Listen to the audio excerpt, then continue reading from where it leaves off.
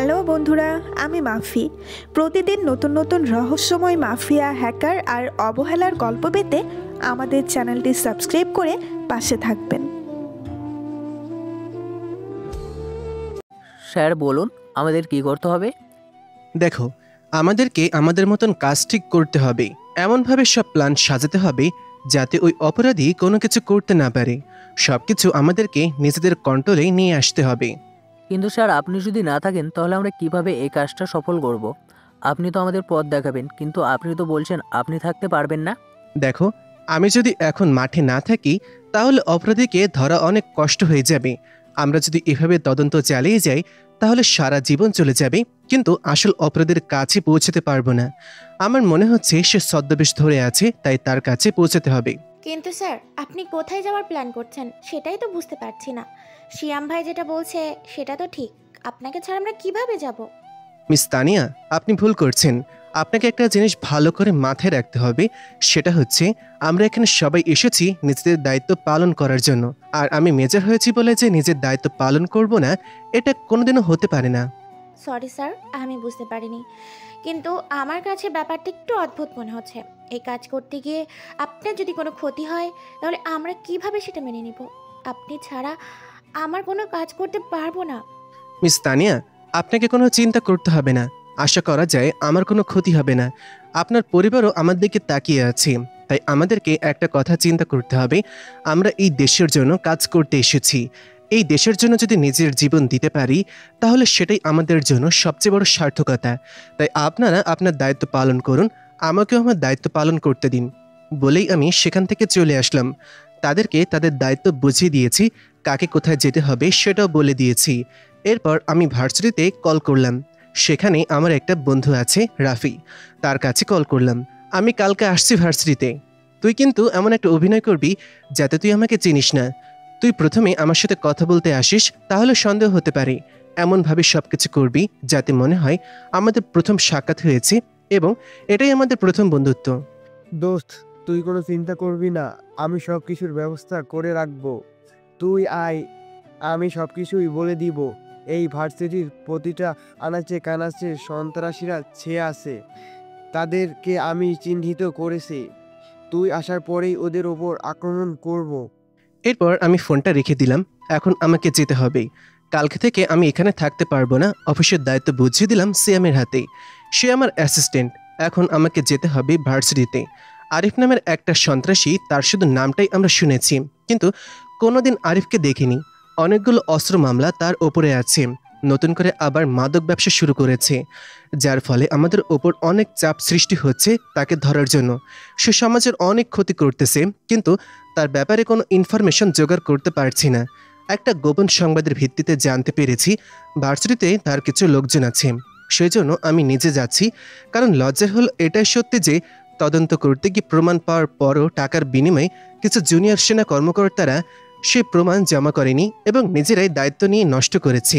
তাই বাধ্য হয়ে এবার আমি নিজেই যাচ্ছি। জানি না সেখানে গিয়ে তাকে ধরতে পারবো কিনা, তবে আমি আমার সর্বোচ্চ চেষ্টা করব। দরকার হয় নিজের জীবন দিয়ে দিব, এরপরও আমি আমার কাজ করে যাব। আমি রুমে শুয়েছিলাম, এখন কল করলাম ছায়ের কাছে। সে আমার ছোটবেলার ভালোবাসা, আমার মামাতো বোন। ছোটবেলায় আমার মামা মামি দুইজন অ্যাক্সিডেন্টে মারা যায়। এরপর থেকে সে আমাদের বাসায় থাকে। আমরা এক ভাই এক বোন। বাবা তাকে নিজের মেয়ের মতোই লালন পালন করেছেন। সেই থেকে তার সাথে আমার বন্ধুত্ব এবং একে অপরকে ভালোবাসতে শুরু করি। আমাদের পরিবারেতে কোনো আপত্তি করেনি, কারণ তারা ছায়াকে অনেক বেশি ভালোবাসেন। সেই জন্য আমাদের বিয়ে ঠিক করা হয়েছে। কিন্তু আমি এই কাজ করতে গিয়ে তাকে সময় দিতে পারি না। আমি যখন ফোন করলাম তখন সে আমাকে বলল, তুমি আসলে একটা বিশ্বাসঘাতক। বলেছিলে 1 মাসের ভিতরে আসবে, কিন্তু 3 মাস হয়ে গেল এখনো আসছো না। কেন এরকম করতেছো? ছায়া, আমি একটা নতুন কাজে আটকে গেছি। তোকে তো বললাম সবকিছু, তারপরও কেন এরকম করছিস? আমি তো বলেছি চলে আসবো। আসার পর দুজনেই আমরা বিয়ে করে নেব। সেটা আর আপনাকে করতে হবে না। আপনি তো আসতেছেন এতদিন ধরে আর আমাকে বিয়ে করছেন। সে আসে আমি বসে থাকবো? যেদিন আমি মরে যাব সেদিন আসবেন এসে আমার লাশ নিয়ে যাবেন? আমাকে বিয়ে করতে পারবেন না। সাহেব প্লিজ, এরকম কথা বলবি না। তোকে কতবার বলেছি না তুই মরার কথা বলবি না? এই কথা শুনলে আমার ভীষণ কষ্ট হয়। তুই কেন বুঝতে পারিস না? তুই কেন এরকম করে কথা বলিস? তাহলে তুমি যে সবসময় আমার থেকে দূরে থাকো, প্রতিটা মুহূর্তে তুমি মৃত্যুর সাথে লড়াই করো, আমার কতটা কষ্ট হয় সেটা তুমি বুঝতে পারো না? আমি প্রতিটা রাত ঘুমাতে যেয়ে কথা চিন্তা করি যে তুমি হয়তো কোনো যুদ্ধে জড়িয়ে পড়েছো। প্রতিটা রাত আমি আতঙ্কের মধ্য দিয়ে পার করি, সেটা কি তুমি বুঝতে পারো না? বুঝতে পারি পাগলি, কিন্তু কি করব? আমার ওপর যে এত বড় একটা দায়িত্ব, এই দেশের জন্য আমি দায়িত্ব নিয়ে আছি। এখন যদি নিজের দায়িত্ব সঠিকভাবে পালন না করি, তাহলে এই দেশের ইতিহাসে আমি একজন বিশ্বাসঘাতক হিসেবে থাকব। যেভাবে মীর জাফর এই দেশের সাথে বিশ্বাসঘাতকতা করেছে, ঠিক সেই রকম আমার নামও বিশ্বাসঘাতক মানুষ হিসেবেই চিনবে। কিন্তু দেশের জন্য কিছু করতে পারলে দেশ আমাকে মনে রাখবে। তোমাকে প্রতিদিন ফোন দিয়ে আমি তোমার সাথে ভালোভাবে কথা বলার জন্য, কিন্তু তুমি প্রতিদিন এরকম কথা বলো। তুমি কি বুঝতে পারো না তোমার থেকে দূরে থাকতে আমার কতটা কষ্ট হয়? তোমাকে আমি অনুভব করি শুধু, কেন তোমাকে স্পর্শ করতে পারি না? খুব তাড়াতাড়ি ফিরে আসবো রে পাগলি, তোকে কোনো চিন্তা করতে হবে না।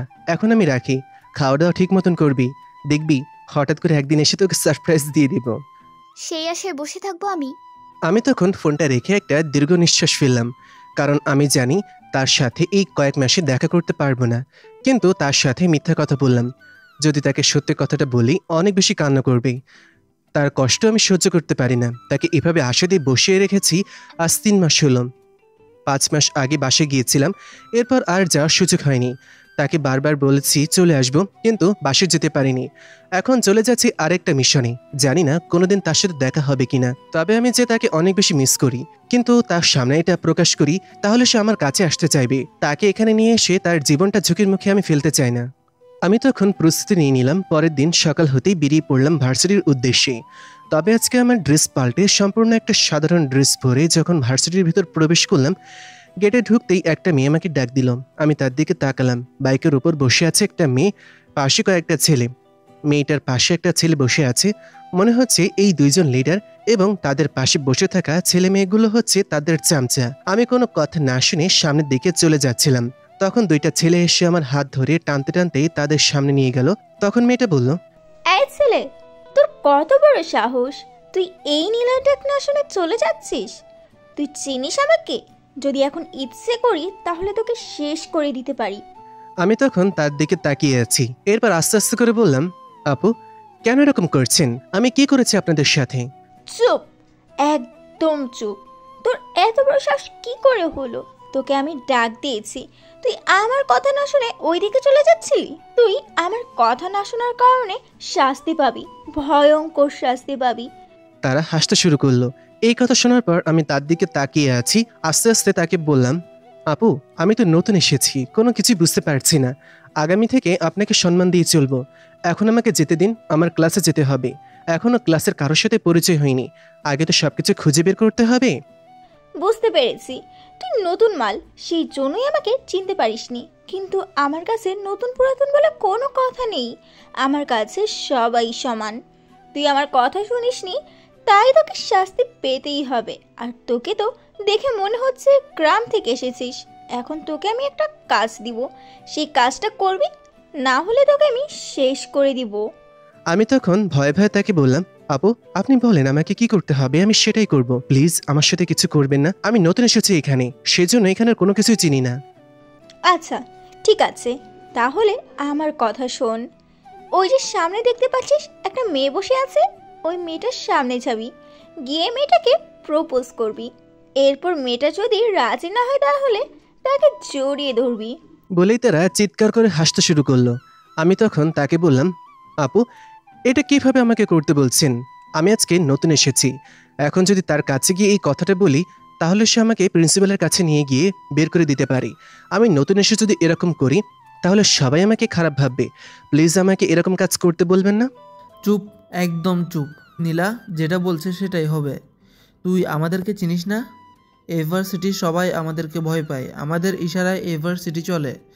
যদি আমরা চাই তাহলে তোকে এখানে শেষ করে দিতে পারি, তাই তোকে যেটা বলেছে সেটাই করবি। শুনতে পেয়েছিস তামিম কি বলেছে? তাহলে এখনই শুরু করে দে। ওই মেয়েটার কাছে যা, গিয়ে মেয়েটাকে বলবি আমি তোমাকে ভালোবাসি। এরপর মেয়েটা যদি রাজি না হয় তাহলে তাকে জড়িয়ে ধরবি। আমি চুপচাপ দাঁড়িয়ে আছি দেখে তারা আমাকে ধমক দিতে শুরু করলো। আমি তখন আস্তে আস্তে এগিয়ে গেলাম মেয়েটার দিকে। জানি না মেয়েটা আমার সাথে কিরকম ব্যবহার করবে, কিন্তু তাদের কথা তো শুনতেই হবে যদি এখানে থাকতে চাই। এই জন্য আমি মেয়েটার দিকে এগিয়ে গেলাম। মেয়েটা ফোন চালাচ্ছিল। আমি তখন তাকে বললাম, আপু আপনার সাথে আমার কিছু কথা আছে। তোমাকে তো ঠিক চিনতে পারলাম না, কি কথা বলবে আমার সাথে বলো।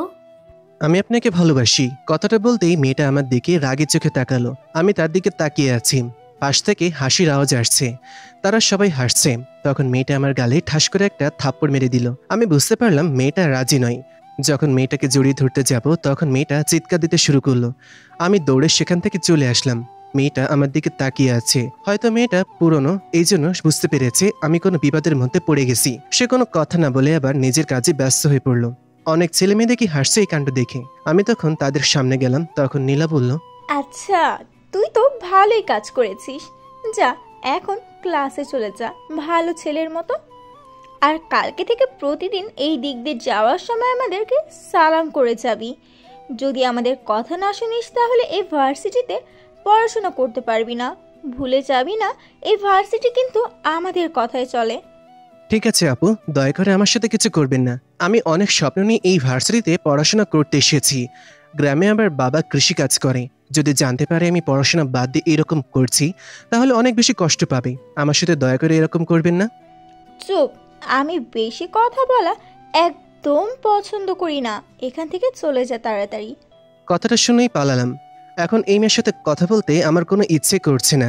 সেজন্য আমি চুপচাপ ক্লাসে চলে গেলাম। রাফি বসে আছে। রাফি তখন আমার কাছে আসলো, এসে আমার দিকে তাকিয়ে বলল, কিরে, কি শুনলাম তুই নাকি একটা মেয়েকে প্রপোজ করতে গিয়ে থাপ্পড় খেয়েছিস? নীলা নাকি তোকে এটা করতে বলেছে? হ্যাঁ, যা শুনেছিস ঠিকই শুনেছিস। ইস, আমার উচিত ছিল তোকে আগেই ব্যাপারটা জানানো।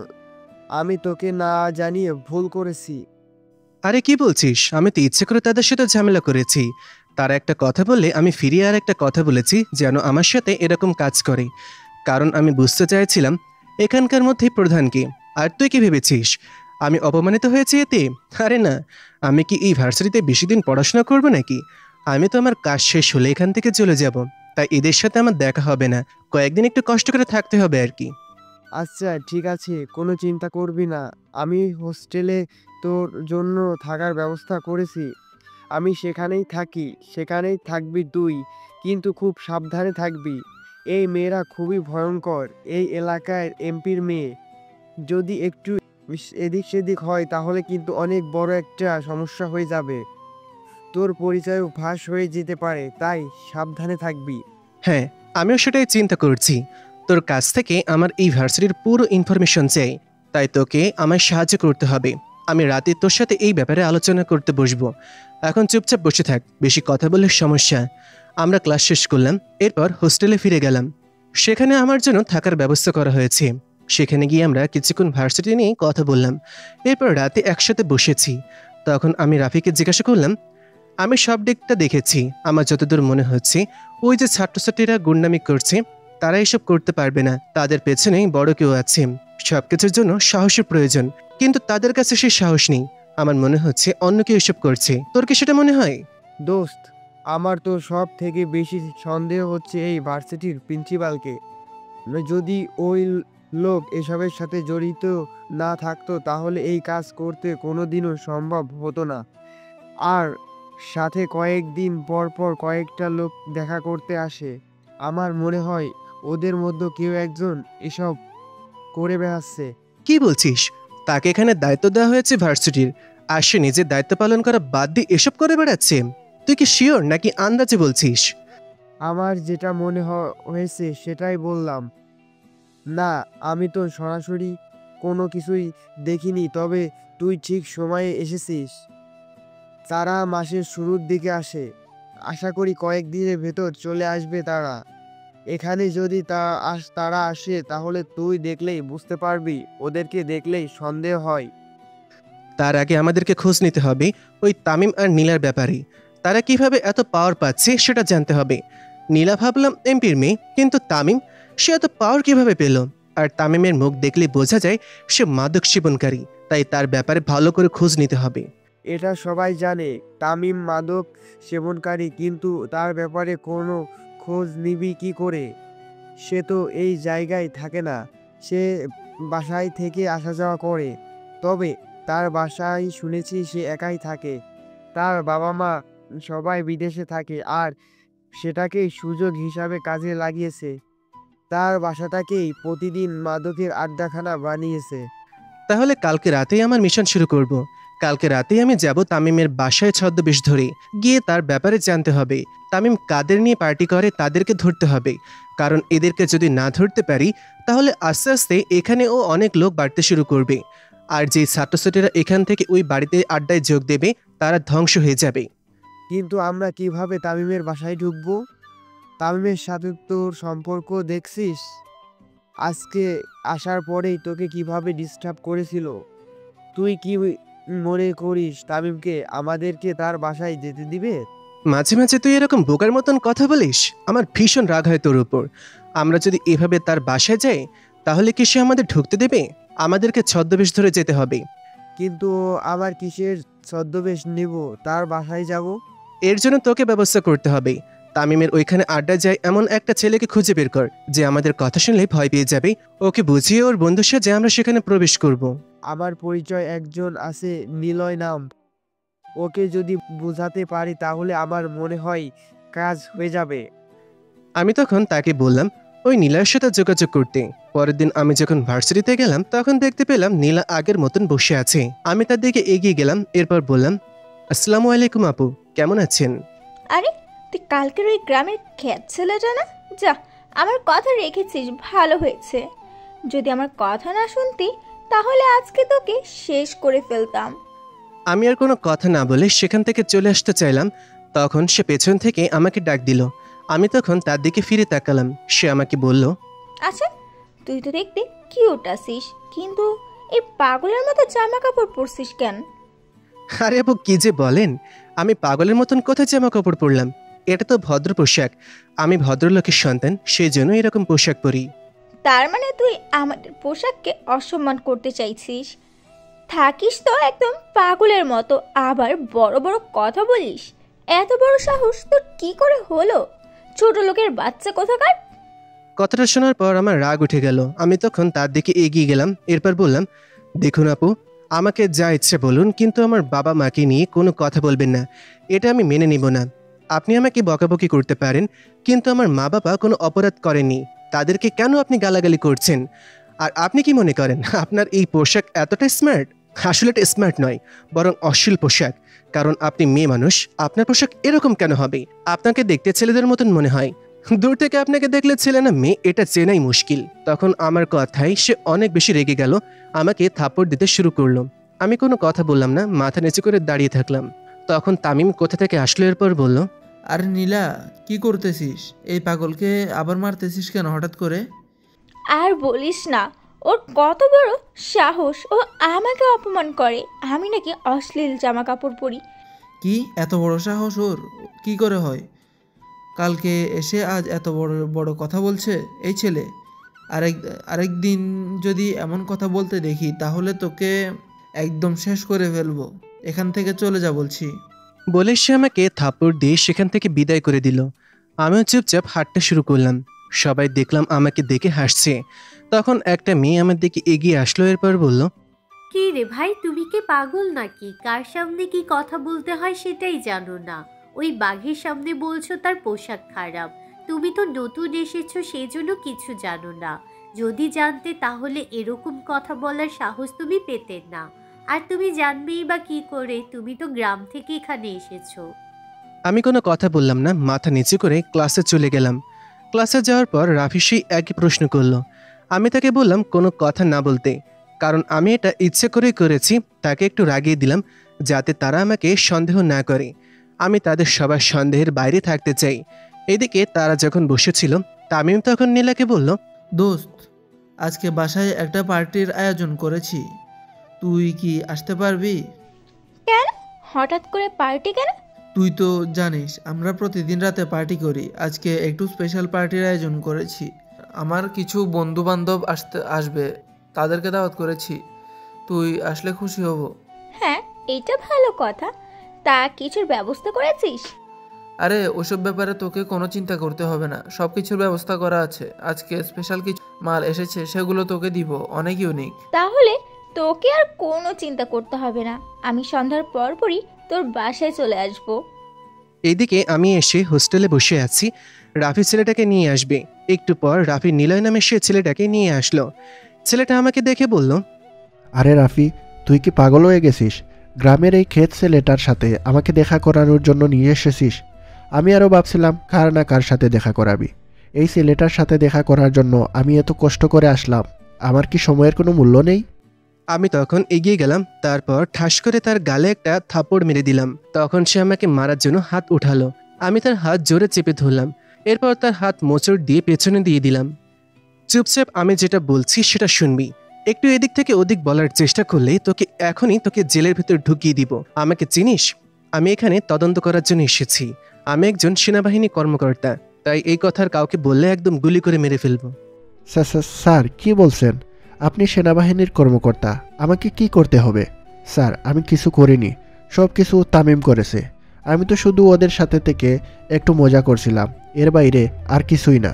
এইসব মজা করা তোদের বের করছি, একটু অপেক্ষা কর। এখন তুই আমাকে নিয়ে যাবি তামিমের বাসায়। আজকে তামিমের বাসায় তো পার্টি থাকবে, আমি যাব। তোর তো যাওয়া একদম সহজ। তুই আমাকে তোর বন্ধুর পরিচয় নিয়ে যাবি। আমি ছদ্মবেশে ওখানে যেতে চাই। কি বলছেন স্যার? ওখানে যাবেন মানে? ওখানে যাবার পর যদি আপনাকে চিনতে পেরে যায় তাহলে আমাকে শেষ করে ফেলবে। আর ওখানে শুধু তামিম থাকবে না, আজকে একটা স্পেশাল পার্টি, সেখানে ওদের আরও কিছু বন্ধুবান্ধব আসবে। আর ওখানে এমন একজন মানুষ থাকে যাকে দেখার পর আপনি অবাক হয়ে যাবেন। আমি কোনো কথা শুনতে চাই না, আমি ওইখানে গিয়ে সব কিছু দেখব। তুই শুধু তোর বন্ধুর পরিচয় দিয়ে আমাকে ওইখানে নিয়ে যাবি, যাতে আমি ওইখানে ঢুকতে পারি। ওইখানে ঢোকার পর আমি কি করব সেটা আমার ব্যাপার, তখন দেখতে পাবি আমি কি জিনিস। এখন তাড়াতাড়ি ব্যবস্থা কর যাতে আমি ওইখানে প্রবেশ করতে পারি। ওকে স্যার, আপনি রেডি হয়ে নিন, আমি আপনাকে ওখানে নিয়ে যাব। দয়া করে আমাকে কিছু করবেন না, আমি কোনো কিছু করিনি। আমি শুধু ওদের দলে যোগ দিয়েছি একটু পাওয়ার নিয়ে চলার জন্য। ওদের সাথে থাকলে সবাই ভয় পায়, সেই জন্য। আমি তখন রেডি হয়ে গেলাম যাতে আমাকে চেনা না যায়। মুখে একটা মাস্ক লাগিয়ে নিলাম। এটা একটা বিশেষ ফেক্স মাস্ক যেটা মিশনে যাওয়ার জন্য তৈরি করা হয়েছে, যাতে পরিচয় গোপন করা যায়। সেটা পরে নিলাম। আমার চেহারা পুরো পাল্টে গেল। আমি তখন তার সাথে গেলাম। এরপর প্রবেশ করলাম তামিমের রাজত্বে। রাফিকে নিয়ে আসার কথা ছিল, কিন্তু আরেকটা মাস্ক ছিল না, সেজন্য রাফিকে আনলাম না। আর রাফি যদি আসে তাহলে সন্দেহ করতে পারে, কারণ রাফি কোনোদিন এইসব পার্টিতে আসে না। আমি প্রবেশ করতেই তামিম এগিয়ে আসলো, হাতে মদের বোতল। সে সামনে এসে নিলয়কে প্রশ্ন করলো, আরে নিলয়, তুই কি জানিস না আমরা অনুমতি ছাড়া কাউকে নিয়ে আসা যায় না? তুই কাকে নিয়ে এসেছিস? আর বলিস না, আমার মামাতো ভাই, সে অনেক দিন থেকে তোর গল্প শুনতেছে, তোর সাথে দেখা করতে চাইছে। আজকে তো এখানে একটা স্পেশাল পার্টি আছে, সেজন্য ভাবলাম তোর সাথে দেখা করাতে নিয়ে আসি। সেটা তো ভালো কথা, তোর মামাতো ভাই হলে তো কোনো সমস্যা নেই, কিন্তু সে কি আমাদের এখানকার নিয়মকানুন সব কিছু জানে? আমি তাকে সব কিছু বলে দিয়েছি, কোনো চিন্তা করবি না। কিন্তু এরপরেও কোনো ঝামেলা হলে আমার সাথে দেখা করিয়ে দিবি, কোনো সমস্যা নেই। সে তো নতুন এসেছে, এখন থেকে আশা করি নিয়মিত হয়ে যাবে। আর সেও কিন্তু আমাদের মতোই কেনাবেচা করে। এই কথা শোনার পর তামিম আর কোনো কথা বলল না, মুচকি হেসে সেখান থেকে চলে গেল। একটু পর দেখতে পেলাম সেখানে মানুষ যাওয়া আসা করতে শুরু করলো। এর মধ্যে সবাই যুবক বয়সী। তখন দেখতে পেলাম কিছু মেয়ে সেখানে তৈরি হয়েছে। এদেরকে দেখে আমার কিছুটা সন্দেহ হলো। আমি তখন নীলার কাছে গিয়ে প্রশ্ন করলাম, কি ব্যাপার নিলয়, এই মেয়েরা কি করে এখানে?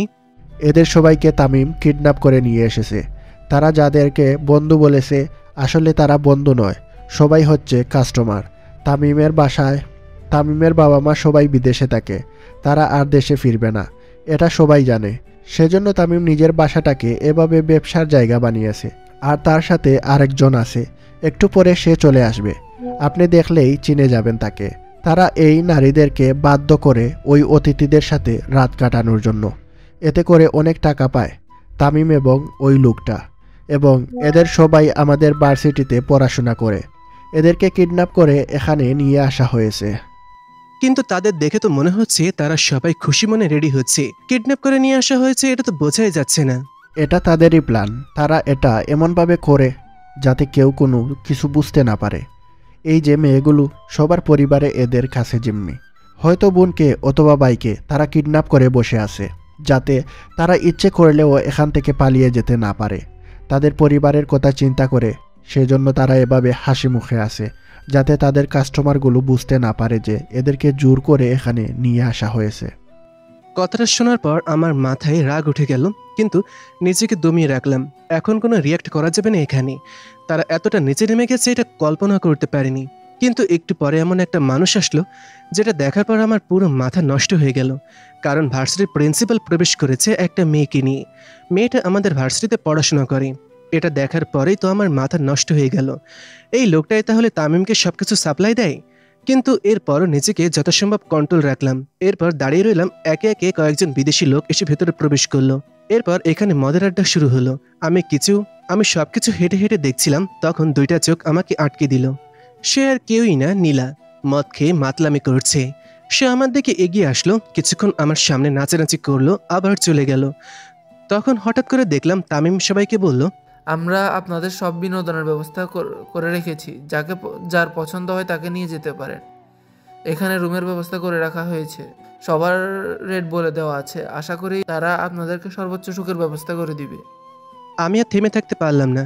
যে করে হোক এই মেয়েগুলোকে বাঁচাতে হবে। কিন্তু কিভাবে এই মেয়েগুলোকে বাঁচাবো? আমি একটু চিন্তায় পড়ে গেলাম। এরপর কল করলাম সিয়ামের কাছে। তাদেরকে বললাম ভেতরে আসার কোনো দরকার নেই, শুধু বাইরে এসে সাইরেন বাজানোর জন্য, যাতে তারা ভয়ে পালিয়ে যায়। কিন্তু এর আগে তো সবকিছু দেখতে হবে। আমি সবকিছু দেখছিলাম হেঁটে হেঁটে। তখন হঠাৎ করে দেখতে পেলাম দুইটা ছেলে নীলার হাত ধরে টানছে। নীলা মাতলামো করছে। তারা নীলাকে নিয়ে একটা রুমের ভেতর বন্দি করে ফেলল। আমি তখন ভেতরে গিয়ে দরজা ভেঙে প্রবেশ করলাম। সবাই ব্যস্ত, সবাই মাতলামো করছে। এখানে কেউ নিজেকে কন্ট্রোল করতে পারছে না। আমি সেই রুমের ভেতরে প্রবেশ করতেই একটা ছেলে এসে আমার কলার চেপে ধরে বলল, এই ছেলে, তোর এত বড় সাহস কি করে হলো? তুই দরজা ভেঙে ভিতরে ঢুকিস? তোকে এখানে ঢোকার অনুমতি কে দিয়েছে? এর আগে তো কোনোদিন এখানে দেখেছি বলে মনে হয় না। তুই চিনিস আমরা হচ্ছি তামিমের বন্ধু? আমি কোনো কথা বললাম না। ছেলেটার নাক বরাবর একটা ঘুষি দিলাম। তখন ছেলেটা আমাকে মারার জন্য হাত উঠালো। আমি তাকে মারতে যাব, তখন পেছন থেকে একটা ছেলে আমার হাতে ছুরি ঢুকিয়ে দিল। তার হাতে ছোট চাকু ছিল, যেটা আমি দেখতে পাইনি, হয়তো পকেটে নিয়ে এসেছিল। আমি ফিরে চাকুটা তার থেকে টান দিয়ে নিয়ে চোখ বরাবর মেরে দিলাম। যে চোখে নারী যেতেকে এত জঘন্যভাবে উপস্থাপন করে, সে চোখ আমি রাখতে চাই না। সেজন্য তার চোখ খুলে ফেললাম। নিজের চোখের সামনে বন্ধুর এমন অবস্থা দেখে ছেলেটা কান্না করতে শুরু করলো। আমার পায়ে ধরে কান্না করে বলল, ভাই, আমাকে ক্ষমা করে দাও, ভুল করে ফেলেছি। আমি আর কোনোদিন এরকম কোনো কাজ করব না, আমাকে ছেড়ে দাও প্লিজ। আমি তাকে টেনে উঠালাম। এরপর তাকে দেয়ালের সাথে চেপে ধরলাম। আমি তার গলা চেপে ধরেছি, সেজন্য তার জিহ্বা বেরিয়ে এসেছিল। আমি তার জিহ্বা ছুরি দিয়ে কেটে দিলাম। এরপর তার বুক বরাবর ছুরিটা ঢুকিয়ে দিলাম। ক্ষমা? তোদের মতন পশুদেরকে কোনোদিনও ক্ষমা করা যায় না। পশুরাও তোদের থেকে ভালো আছে, কিন্তু তোরা পশুর থেকেও নির্মম। বল, ওই যে মেয়েগুলোকে রুমে নিয়ে যাওয়া হয়েছে, তাদের পরিবারের সদস্যকে কোথায় লুকিয়ে রাখা হয়েছে? কিন্তু ছেলেটা কোনো কথা বলতে পারলো না। তার জিভ কেটে গিয়েছে। সে কান্না করতে করতে হঠাৎ দম বন্ধ হয়ে মারা গেল। আমি তখন তাকে ফেলে সামনের দিকে যেতে শুরু করলাম। এখন যে করে হোক তামিমকে ধরতে হবে, কিন্তু এর আগে তো নীলার একটা ব্যবস্থা করতে হবে। সেজন্য তার দিকে এগিয়ে গেলাম। তারপর তার গালে 3টা থাপ্পড় বসিয়ে বললাম, তুই বাবার টাকা এভাবে নষ্ট করছিস? তোর বাবাকে জনগণ ভোট দিয়ে এমপি করেছে এই এলাকার উন্নয়নের জন্য, কিন্তু তোর বাবা মানুষকে ঠিক কিভাবে করবে যদি নিজের ঘরে ঠিক না করতে পারে? দেখেছিস কিভাবে তোর সামনে দুজনকে মেরে দিয়েছি? যদি আরেকদিন এরকম কোনো কাজ করতে দেখি, তাহলে তোকেও ঠিক এইভাবেই মেরে ফেলবো। আর যদি কোনোদিন মাদক সেবন করিস, তাহলে তোকে এইখানে শেষ করে ফেলবো। নীলা কোনো কথা বলতে পারলো না, ভয়ে কাঁদতে শুরু করলো। আমি তখন তাকে ধাক্কা দিয়ে সেই বাড়ি থেকে বের করে দিলাম। বাড়িটা আস্তে আস্তে খালি হতে শুরু করলো, কারণ তামিম হয়তো অন্য কোথাও গেছে। তখন হঠাৎ করে বাইরে থেকে আমার ফোর্স সাইরেন বাজাতে শুরু করলো। আমার তামিমকে ধরতে হবে, কারণ তামিমকে যদি ধরতে না পারি, তাহলে এই মেয়েগুলোর পরিবারকে কোথাও খুঁজে পাবো না। তখন দেখলাম ভার্সিটির প্রিন্সিপাল পালিয়ে চলে যাচ্ছে। আমি বাইরে বলে দিলাম যাতে তাকে না ধরে, কারণ তাকে যেতে দেওয়া উচিত। তার সাথে আরিফের কোনো কানেকশন থাকতে পারে, তাই আগে তামিমের কাছ থেকে সবকিছু জানতে হবে। তামিম পালানোর চেষ্টা করেছিল, তখন আমি পেছন থেকে তার কলার চেপে ধরলাম। এরপর তাকে টানতে টানতে একটা রুমের ভেতর নিয়ে আসলাম। এরপর সেসব মেয়েগুলোকে ডাকলাম। তারা সবাই দাঁড়িয়ে আছে, সবার চোখে পানি। আমি তখন তামিমের সামনে আমার মাস্কটা খুলে ফেললাম। তামিম অবাক দৃষ্টিতে আমার দিকে তাকিয়ে আছে। আমি তখন তার গালে থাপড় মেরে বললাম, কিরে, অবাক হয়ে গিয়েছিস আমার এই রূপ দেখে, তাই না? যাদেরকে এই নোংরা ব্যবসা লাগিয়েছিস, তাদের পরিবারের সবার কথা একবার চিন্তা করিসনি? তুই এবং নীলা আমাকে 2 দিন অনেক অপমান করেছিস, কিন্তু আমি সব কিছু সহ্য করেছিলাম তোকে ধরার জন্য। বল, তাদের পরিবারের মানুষকে কোথায় লুকিয়ে রেখেছিস? কুত্তার বাচ্চা, তোর এত বড় সাহস! তুই আমাকে হুমকি দিস? আমার কলার ধরার সাহস তোর কি করে হলো? নতুন এসেছিস তো, তাই কোনো কিছু জানিস না। তোকে ছাড়বো না। আমি তাকে চেয়ারে বসিয়ে দিলাম। এরপর তার 2 হাত চেয়ারের উপর রেখে তার আঙুলের উপর ছুরি চালিয়ে দিলাম। তখন সে চিৎকার করতে শুরু করলো। তার কয়েকটা আঙুল কেটে গেছে। আমি তখন তাকে বললাম, আমাকে তুই চিনতে পারিসনি? আমি হচ্ছি বাংলাদেশ সেনাবাহিনীর মেজর ইহান মির্জা। তোদের সামনে শুধুমাত্র ছদ্মবেশ ধরেছিলাম তোদেরকে ধরার জন্য। চুপচাপ এখন সত্যি কথা বলবি, এই মেয়েগুলোর পরিবারকে কোথায় লুকিয়ে রেখেছিস? ও মাই গড স্যার, ক্ষমা করে দিন। আমি আর কোনোদিন এরকম কাজ করব না। আমি এই কাজ করতে চাইনি, কিন্তু প্রিন্সিপাল স্যার আমাকে বাধ্য করেছে এই কাজ করার জন্য। উনি সব কিছু জানেন। উনি আমাকে বলেছেন এই কাজ করার জন্য। আমি তো শুধুমাত্র টাকার জন্য এই কাজ করি। আমার বাসায় এই কাজ করার জন্য উনি আমাকে অনেক টাকা দিতেন। সেই টাকার লোভে পড়ে আমি এই কাজ করে ফেলেছি। আমার মাদকের পেছনে অনেক টাকা খরচ হয়ে যায়। আমি পরিবারকে বললে সেই টাকা তারা দিত না। সেই জন্য আমি এই ব্যবসায় জয়েন হয়ে গিয়েছিলাম। আমাকে ক্ষমা করে দিন স্যার। চুপ, তোর কোনো ক্ষমা নেই। তোর ওই প্রিন্সিপালকে আমি খুব তাড়াতাড়ি ধরতেছি। এখন তাড়াতাড়ি বল এদের পরিবারকে কোথায় লুকিয়ে রেখেছিস। তখন সে কান্না করতে করতে একটা ঠিকানা দিল। আমি সঙ্গে সঙ্গে সেটা জানিয়ে দিলাম সিয়ামের কাছে। এরপর সিয়ামকে বললাম যত তাড়াতাড়ি সম্ভব ওই মানুষগুলোকে উদ্ধার করার জন্য। যদি এদেরকে উদ্ধার করতে না পারে তাহলে তারা এই পরিবারগুলোর ক্ষতি করার চেষ্টা করবে। সিয়াম তাদেরকে উদ্ধার করার জন্য চলে গেল। এদিকে আমি তখন সেই মেয়েগুলোর দিকে তাকিয়ে বললাম, তোমাদের কোনো চিন্তা নেই, তোমরা এখন থেকে সাবধানে চলাফেরা করবে। বাসে ফিরে যাও। তোমাদের পরিবারের লোকজন নিরাপদে তোমাদের বাসে পৌঁছে যাবে। এই ছেলের ব্যবস্থা আমি করছি, তার সাথে অনেক হিসাব বাকি আছে। আরেকটা কথা, আমাকে চিনে ফেলেছে বলে আর কোনোদিন কারোর সামনে স্বীকার করবে না। কালকে থেকে ভালোই ভালোই ভার্সিটিতে যাব। তখন আগে যেরকম ব্যবহার করতে ঠিক সেই রকম ব্যবহার করবে। যদি একটু এদিক থেকে সেদিক করো তাহলে কিন্তু অনেক খারাপ হবে। স্যার, আপনি কোনো চিন্তা করবেন না। আমার নাম হচ্ছে আনিকা। আমি আপনার সাথেই একই ক্লাসে পড়ি। আপনার সাথে আমরা অনেক খারাপ ব্যবহার করেছি, আমাদেরকে ক্ষমা করে দেবেন। আপনার কারণেই আমরা বেঁচে ফিরতে পেরেছি। কালকে থেকে তুমি ভার্সিটিতে যাবে। প্রিন্সিপাল যেরকম ব্যবহার করেছে ঠিক সেই রকম ব্যবহার ওকে ফেরত পেতে হবে। তাই কোনো চিন্তা করবে না। তুমি এমন একটা অভিনয় করবে যাতে কিছুই হয়নি। ওকে স্যার, আমি ম্যানেজ করে নিতে পারবো। আমরা সবাই আপনার কথা মতোই চলবো। আপনি শুধু বলবেন, আমি এবং আমার সাথে যারা আছে সবাই আপনাকে সহযোগিতা করার জন্য প্রস্তুত থাকবো। যদি কোনো প্রয়োজন হয় আমাদেরকে জানাবেন। এরপর তারা খুশি মনে বেরিয়ে গেল। মুক্তির আনন্দ সবার কাছে ভালো লাগার মতো। এরপর আমি তামিমকে মারতে শুরু করলাম। তাকে বললাম, বল আরিফকে চিনিস? না স্যার, আমি তো কোনো আরিফকে চিনি না। কার কথা বলছেন? আমি তো কিছুই বুঝতেছি না। ওয়েট কর, দেখাচ্ছি বলে আমি তাকে মারতে শুরু করলাম। এরপর তাকে মাটিতে শুইয়ে দিয়ে তার গলা চেপে ধরলাম। এখনো কি চিনতে পারছিস না? যদি চিনতে না পারিস বল, আমি তোকে চিনিয়ে দেব। দয়া করে আমাকে মাফ করে দিন। আমি আপনাকে মিথ্যে কথা বলছি না। আমি আরিফের নাম শুনেছি, কিন্তু কোনোদিন দেখি নাই। সেটা আমিও জানি, কিন্তু কিভাবে আরিফের কাছে পৌঁছাবো সেটা বল। আরিফকে কে চেনে সেটা বল। যে কোনো একজনের নাম বল যে আরিফকে চিনে। না স্যার, আমি এটা বলতে পারবো না, কারণ আরিফ কোনোদিন প্রিন্সিপাল স্যারের সাথে দেখা করেনি। উনিও আমার মতো শুধু শুনেছে আর টাকা নিয়েছে। কেউ তো একজন আছে যে তোদেরকে আরিফের সাথে কন্ট্যাক্ট করিয়ে দেয়, আর সে সবাইকে ভালো করে চেনে। না হলে তো তোদেরকে টাকা দিতে পারতো না। এখনো বলছিস সময় আছে, সত্যি কথাটা বলে দে, না হলে আমার হাত থেকে বাঁচতে পারবি না। আমি সত্যি বলছি, স্যারের সাথে কন্ট্রাক্ট করিয়ে দিতে পারবে এমন একজন শুধুমাত্র আছে, যে প্রিন্সিপাল স্যারের সাথে মাঝে মাঝে দেখা করতে আসে। এর বাইরে আমি কোনো কিছু জানি না। তোকে বলতে হবে লোকটাকে, যে আরিফের সাথে কন্ট্যাক্ট করিয়ে দিতে পারে। আমি আরিফের সাথে দেখা করতে চাই, সেটা যে করেই হোক না কেন। স্যার, আমার জানা মতে তারা 4 দিন পর আসবে প্রিন্সিপাল স্যারের সাথে দেখা করতে। তখন আপনি পারলে তাকে ধরবেন। এছাড়া আর আমি কিছু জানি না। তার নাম হচ্ছে ইমরান। কথাটা শোনার পরেই আমি তার মাথা বরাবর ছুরিটা ঢুকিয়ে দিলাম, কারণ এদেরকে বাঁচিয়ে রেখে কোনো লাভ নেই। এরা যদি জেলে যায় তাহলে বিভিন্ন ঝামেলা করে পালিয়ে চলে আসবে, অথবা তাদের গ্রুপের অত্যাচারে হয়তো একসময় মানুষ অতিষ্ঠ হয়ে যাবে। যেহেতু এমপি তাদের সাথে আছে, তাই আইনের লোকদের আইন প্রয়োগ করতে একটু ঝামেলায় পড়তে হতে পারে। সেই জন্য এদেরকে বাঁচিয়ে রাখার থেকে মেরে ফেলা ভালো। আমি তাদেরকে মেরে ফেলে চলে আসলাম। এখন আমাকে ভার্সিটির হোস্টেলে ফিরে যেতে হবে। স্বাভাবিক আগের মতোই আচরণ করতে হবে, যাতে কেউ কিছুই বুঝতে না পারে। আমি ফিরে যাওয়ার পর রাফি আমার দিকে দৌড়ে আসলো। এরপর আমাকে বলল, বন্ধু, তুই ঠিক আছিস তো? আমি অনেক চিন্তায় ছিলাম, তোর কিছু হয়ে যাবে না তো এটা নিয়ে? আরে দোস্ত, আমাকে নিয়ে কোনো টেনশন করতে হবে না, আমি একদম ঠিক আছি। যাক, ভালো হয়েছে, সব কিছুই সাবধানে হয়ে গেছে। আমি খুব বেশি ভয়ে ছিলাম তোকে নিয়ে। যদি কিছু হয়ে যেত তাহলে আমি নিজেকে ক্ষমা করতে পারতাম না।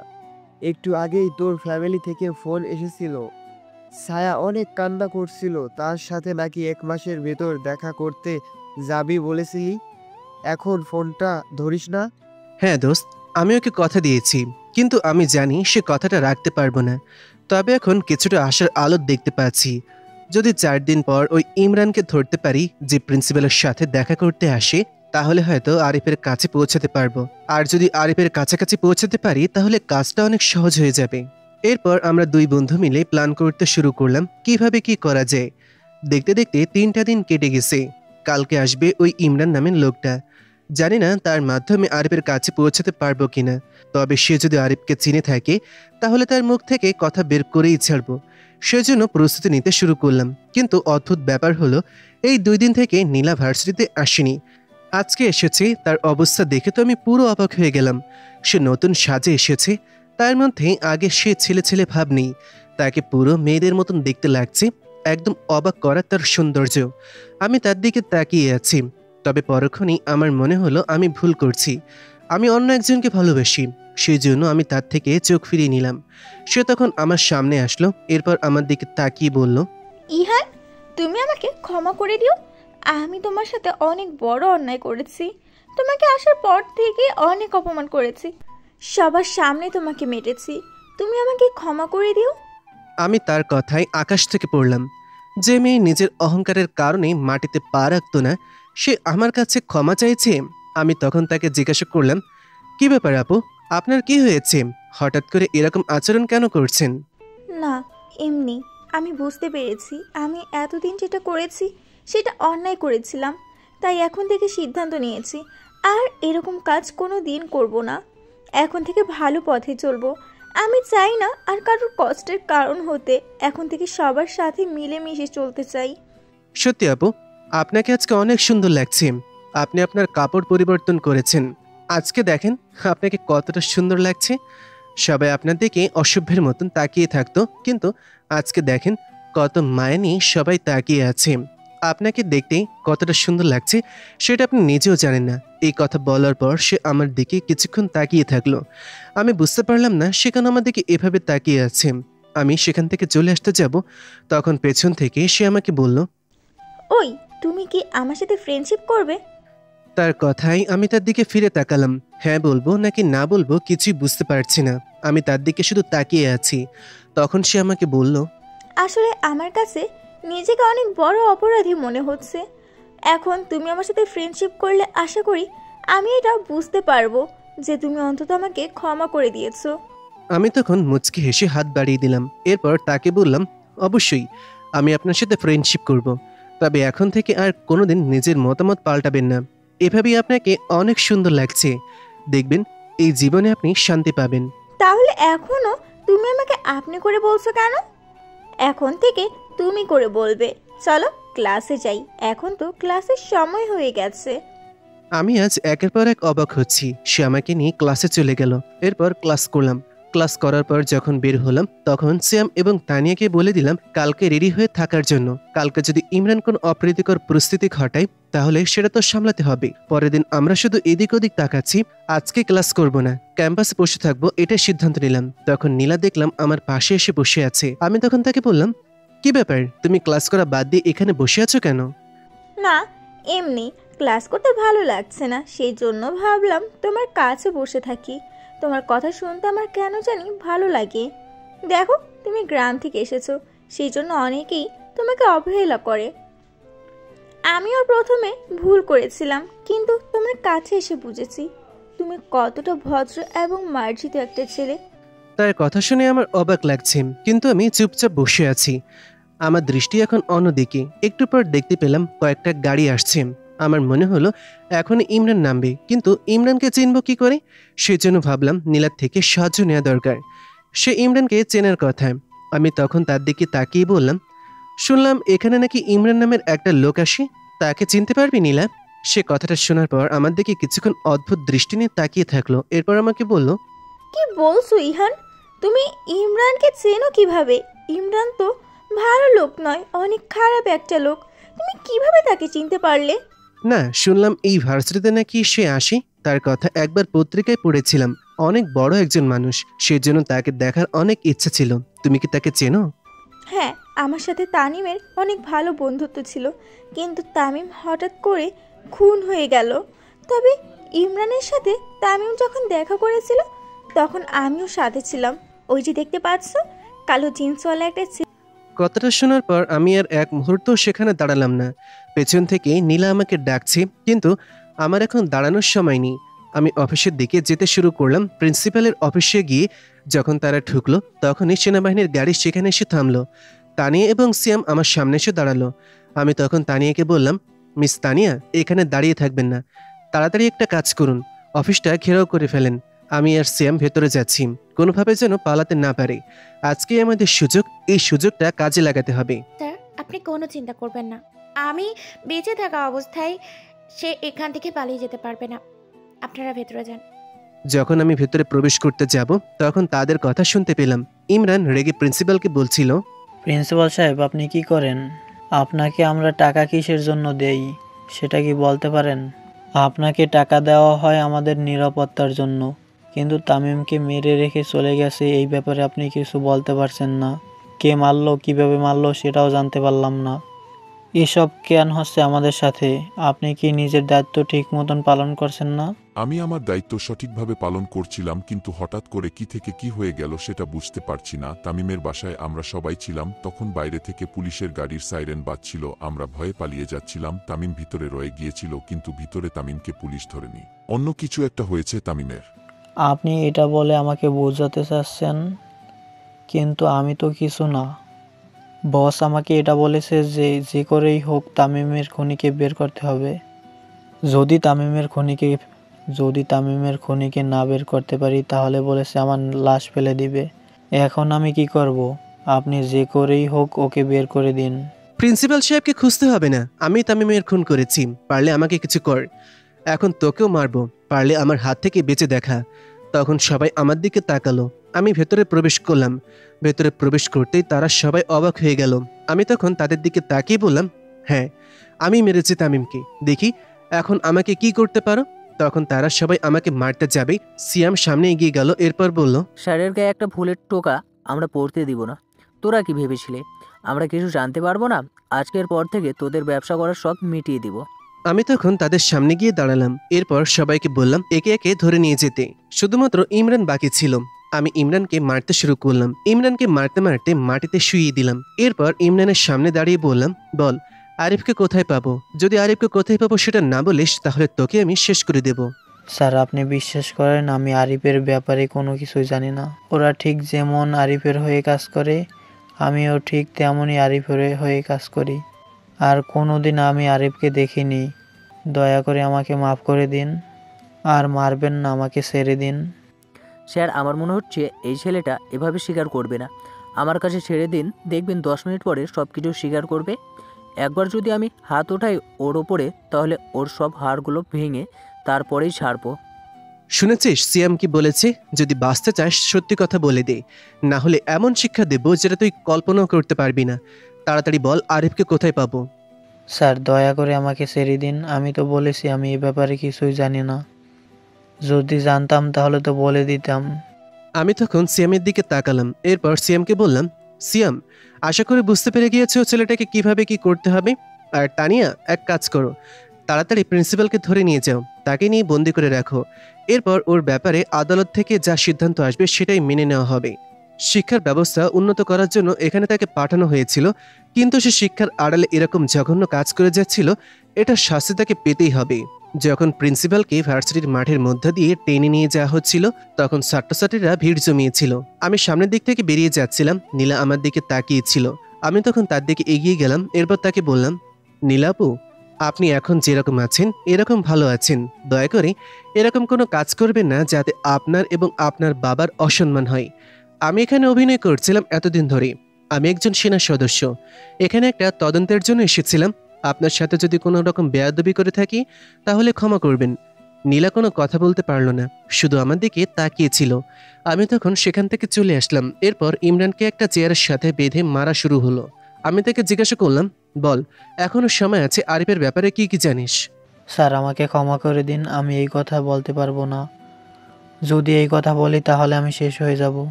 তুই কি ভেবেছিস তুই যদি না বলিস তাহলে আমরা তোকে ছেড়ে দেব? এই যে গরম জল দেখতে পাচ্ছিস, এটা তোর মাথায় ঢেলে দেওয়া হবে, এরপর এটাতে ডুবিয়ে তোকে মারবো। তুই আমাকে চিনিস? আমার ভালো চেহারা দেখে মনে করিস না আমি সবার সাথে ভালো ব্যবহার করি। অন্যকারীদের জন্য আমি তোর কল্পনার থেকেও ভয়ঙ্কর। আমি আরিফের ঠিকানা বলছি, কিন্তু আপনারা আরিফকে ধরতে পারবেন না।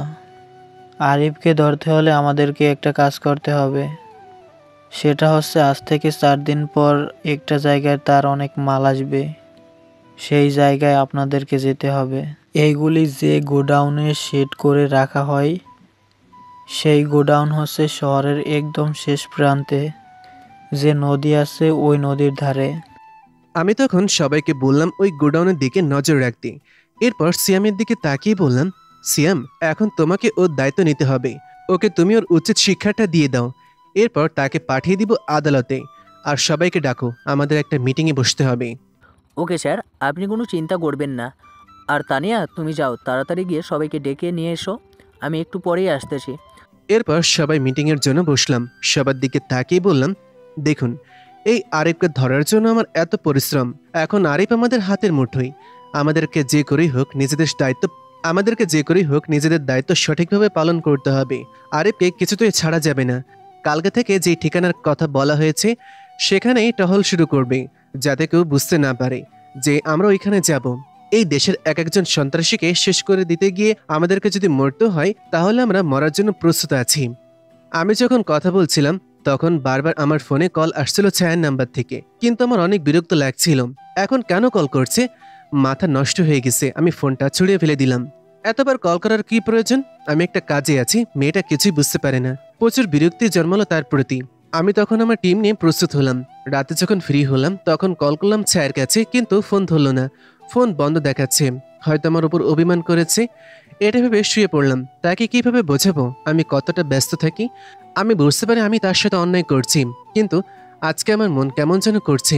আম্মুর নাম্বারে ফোন করলাম, কিন্তু আম্মুর নাম্বারও বন্ধ। কেন এরকম হচ্ছে? এইভাবে 2টা দিন কেটে গেল। আমি ভীষণ চিন্তায় আছি, কিন্তু পরিবারের সাথে দেখা করতে যেতে পারলাম না। তাদের কোনো বিপদ হলো না তো? আমি তখন আমার টিমকে আরো বেশি করে প্রস্তুতি নিতে বললাম। যে করে হোক এই দিন আরিফকে ধরতে হবে। রাতটা কেটে গেল। আজ আমাদের মিশন। সেজন্য সন্ধ্যাবেলা বেরিয়ে পড়লাম। একটু পরে তার মাল আসবে সেটা খবর পেয়েছি। যখন সেখানে পৌঁছলাম তখন কয়েকটা লোককে বন্দুক হাতে দাঁড়িয়ে থাকতে দেখতে পেলাম। আমরা তখন তার সামনে গেলাম। তারাও আমাদের সামনে আসলো। আমি তাদেরকে মেরে সরিয়ে দিলাম। এরপর ভেতরে প্রবেশ করলাম। আমি তখন হাততালির শব্দ পেলাম। হাততালি কে দিচ্ছে? আমি তখন সামনে তাকাতেই একটা লোককে দেখতে পেলাম। মেয়েদের মতন লম্বা চুল, মুখের মধ্যে বিভিন্ন আঘাতের চিহ্ন, দেখতে অনেক ভয়ঙ্কর মনে হচ্ছে। তখন আমার দিকে এগিয়ে আসলো। এরপর হাতে তালি দিতে দিতে বলল, আপনাকে স্বাগতম মেজর সাহেব। আপনার জন্যই অপেক্ষা করেছিলাম, আপনাকে দেখার জন্য। আপনার এত প্রতীক্ষা সেটা পূর্বে আজকের পর থেকে আমার নাম শুনলেই আপনার হাত পা কাঁপতে শুরু করবে। আপনাকে স্বাগতম জানানোর জন্যই তো আমি অপেক্ষা করছি, যে আরিফকে দেখার জন্য আপনার এত চিন্তা, এত পরিশ্রম। সে আরিফ আপনার সামনেই দাঁড়িয়ে আছি, করুন আমার কি করবেন। কথাটা শোনার পর আমি তার দিকে এগিয়ে গেলাম। যখনই তাকে মারবো তখন সে আমাকে থামিয়ে দিয়ে আমার দিকে তাকিয়ে বলল, আর এত তাড়াহুড়া করবেন না। আমাকে মারতে এসেছেন ভালো কথা, আমিও আপনার হাতে মার খাওয়ার জন্য প্রস্তুত আছি। অনেক দিন হলো শরীরে কোনো আঘাত পড়ে না, সেজন্য শরীর জং ধরে গেছে। আপনার হাতে কিছু মার খেলে আশা করি শরীরটা একটু ভালো হবে। তবে তার আগে আপনাকে একটা সারপ্রাইজ দেখাতে চাই। সে কাউকে ইশারা করলো পেছন থেকে। আমি দেখতে পেলাম আমার পরিবারের সবাইকে নিয়ে আসা হয়েছে। তাদের অবস্থা দেখে মনে হচ্ছে তাদেরকে অনেক আঘাত করা হয়েছে। আমি তখন তাদের দিকে তাকিয়ে আছি। আরিফ তখন আমার দিকে তাকিয়ে হাসতে শুরু করলো। সেই হাসিটা বড্ড ভয়ঙ্কর। আমি তখন তার দিকে তাকালাম। তখন ছায়া কান্না করতে করতে বলল, ইহান, তুমি এসেছো? এই লোকগুলো আমাদেরকে ধরে নিয়ে এসেছে।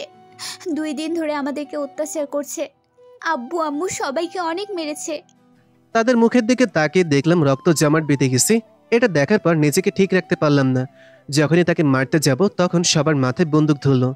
আমি কি করব কিছু বুঝতে পারলাম না। তখন আরিফ আমার সামনে এসে আমার কলার চেপে ধরলো। এরপর আমাকে বলল, তুই কি ভাবছিস আরিফ এতটা কাঁচা খেলোয়াড় নয় তোকে এভাবে ছেড়ে দিব? আমি শুধু মাত্র একটা গেম খেললাম তোর সাথে। এই 3টা দিন তো আমি নাটক সাজিয়েছিলাম তোর সাথে, না হলে তোকে আমি এতক্ষণই শেষ করে দিতাম। তুই কি ভেবেছিস ইমরানকে আমি এভাবে পাঠিয়ে দিব? এতদিন আমার পরিচয় পাসনি, আমি তো জানতাম ইমরানকে ধরলে সব কিছু জেনে যাবি, কিন্তু ইমরান ধরা পড়ার সাথে সাথে আমি সব ইনফরমেশন পেয়ে গেছি, কারণ ইমরানের শরীরের মধ্যে একটা মাইক্রোসফট সেট করেছিলাম, যেটার মাধ্যমে আমি সব শুনতে পেরেছিলাম। তোদের কথা শোনার পরেই আমি তোর পরিবারের সবাইকে ধরে নিয়ে এসেছি। এখন পারলে আমাকে ধরে নিয়ে যা। আরিফ, তুই অন্যায় করছিস, তোকে তো শাস্তি পেতেই হবে। অন্যায় করে কেউ কোনোদিন পার পেয়ে যায় না, তুইও পার পাবি না, তোকেও শাস্তি পেতেই হবে। আমার পরিবারকে ধরে নিয়ে এসেছিস, সেজন্য তুই ছাড়া পেয়ে যাবি? হয়তো আমাকেও মেরে ফেলবি, কিন্তু আমার মতন আরো অনেক অফিসার আছে যারা তোকে শেষ করে দেবে। আরিফ তখন আমার গালে ঠাস করে একটা থাপ্পড় মেরে দিল। সিয়াম এগিয়ে আসতে চাইলে আমি তাকে থামিয়ে দিলাম। তখন সে আমার কাছ থেকে বন্দুক কেড়ে নিল এবং আমার যত সেনা সদস্য আছে সবার কাছ থেকে বন্দুক কেড়ে নেওয়া হলো। আমি অসহায় হয়ে পড়লাম তার লোকেদের কাছে। কি করব কিছুই বুঝতে পারছিলাম না। যদি আমি একটু এদিক থেকে সেদিক করতে যাই আমার পরিবারকে হারাতে হবে। আমি কি করব চিন্তা করতে পারছিলাম না। আমি তখন তাকে বললাম, দেখ আরিফ, আমার পরিবারকে ছেড়ে দে, তোর সাথে আমার শত্রুতা, কিন্তু আমার পরিবারের সাথে তোর কোনো শত্রুতা থাকতে পারে না, তারা নির্দোষ, তাদেরকে কেন ধরে নিয়ে এসেছিস? চুপ, একদম চুপ। আরিফ কোনোদিন কোনো কিছু চিন্তা ছাড়া করে না। আমি অনেক চিন্তা করে দেখেছি, তোকে এমনি এমনি থামানো সম্ভব নয়। তোকে থামানোর একটাই উপায়, সেটা হচ্ছে তোর আপনজনকে তোর কাছ থেকে কেড়ে নেওয়া। এখন তোর সামনে আমি তোর পরিবারের সবাইকে শেষ করে দিব, এরপর বুঝতে পারবি আমি কতটা ভয়ঙ্কর। বলে তারা কয়েকজন মিলে আমাকে লাঠি দিয়ে মারতে শুরু করলো। আমার শরীর থেকে রক্ত পড়ছে। এটা দেখার পর সিয়াম আমার দিকে তাকালো, এরপর আরিফের দিকে তাকিয়ে বলল, কুত্তার বাচ্চা, তোর এত বড় সাহস, তুই স্যারের গায়ে হাত তুলিস? যদি সাহস থাকে তাহলে আমাদের সাথে লড়াই কর। কেন কাপুরুষের মতো পরিবারকে কিডন্যাপ করে আমাদেরকে হুমকি দিচ্ছিস? এই তোরা দাঁড়িয়ে কি দেখছিস? এই চামচার বাচ্চাকেও উচিত শিক্ষা দিয়ে দে, অনেকবার বেড়ে গেছে, তাকেও শিক্ষা পেতে হবে। তখন তারা সিয়ামকেও মারতে শুরু করলো।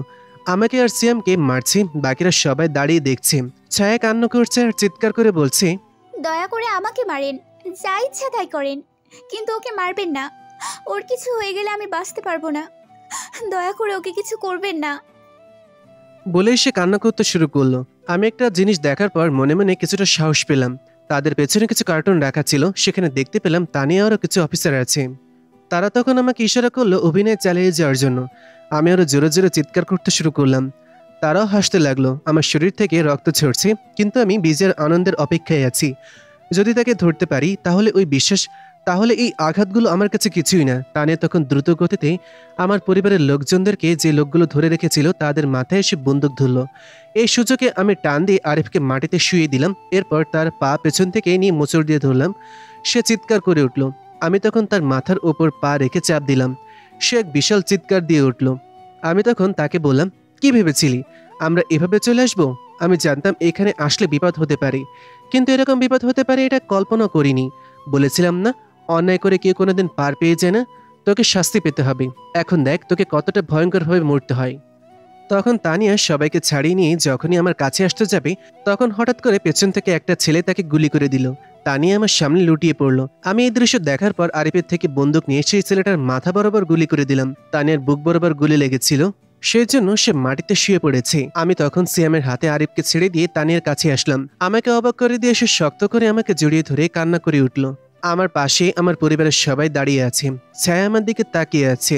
তখন তানিয়া অস্পষ্ট কণ্ঠে বলল, বিশ্বাস করেন স্যার, ভেবেছিলাম আপনাকে জড়িয়ে ধরে এইভাবেই বেঁচে থাকবো। আমি আপনাকে অনেক বেশি ভালোবাসি। আমার পরিবার আমাকে বারবার বলেছে এই চাকরি ছেড়ে দেওয়ার জন্য, কিন্তু আমি শুধুমাত্র আপনার জন্য চাকরিটা করতাম। ভাবতাম একদিন হয়তো আপনি আমাকে ভালোবাসবেন, সেই জন্য নিজের সর্বোচ্চ দিয়ে কাজ করার চেষ্টা করতাম।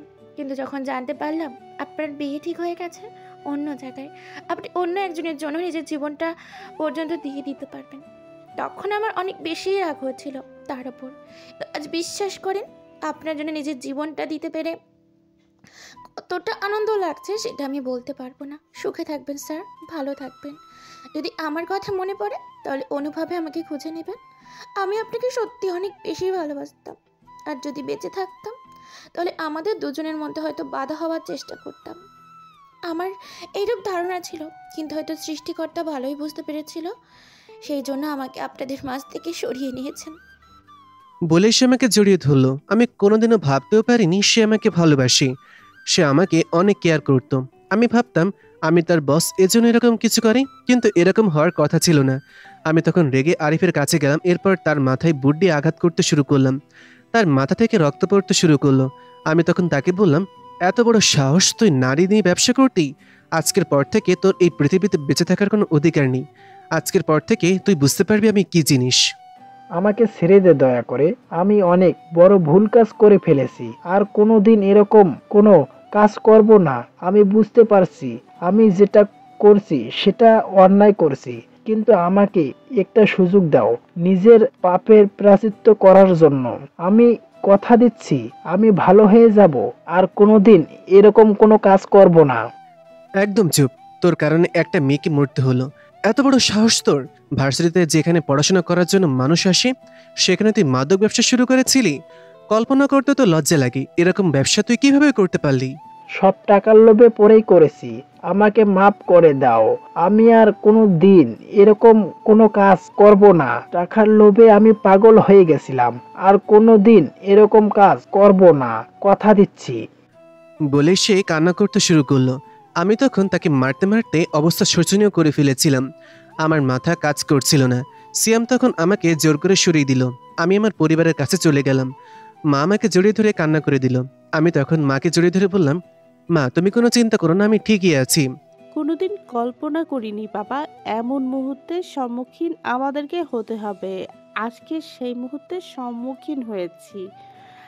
এতদিন শুধু শুনেছি আমার ছেলে নিজের দেশের জন্য কীরকম কষ্ট সহ্য করে, কিন্তু আজকে চোখের সামনে দেখলাম। মা হিসেবে ভিতরটা ফেটে যাচ্ছে, কিন্তু এদেশের নাগরিক হিসেবে আজ গর্ব হচ্ছে এমন সন্তান জন্ম দিতে পেরে। তুমি শুধু আমার জন্য দোয়া করো মা, যাতে তোমার সন্তান হিসেবে সঠিক শিক্ষাটা মানুষের জন্য কাজে লাগাতে পারি। তুমি আমাকে শিক্ষা দিয়েছিলে যেন আমি সত্যের পথে সবসময় থাকি। তোমার সন্তান আজ সত্যের পথে আছে এবং আগামীতেও থাকবে। তোমাকে এই কথা দিলাম, আর কিছু করতে পারি আর না পারি, সত্যকে কোনোদিনও ছাড়বো না। আমার দোয়া সবসময় তোর মাথার উপরে থাকবে। তবে এখন তো বাসায় ফিরে যেতে হবে। মেয়েটার অবস্থা দেখেছিস, কান্না করে প্রতিদিন। আমি চাই এখন ছুটি নে।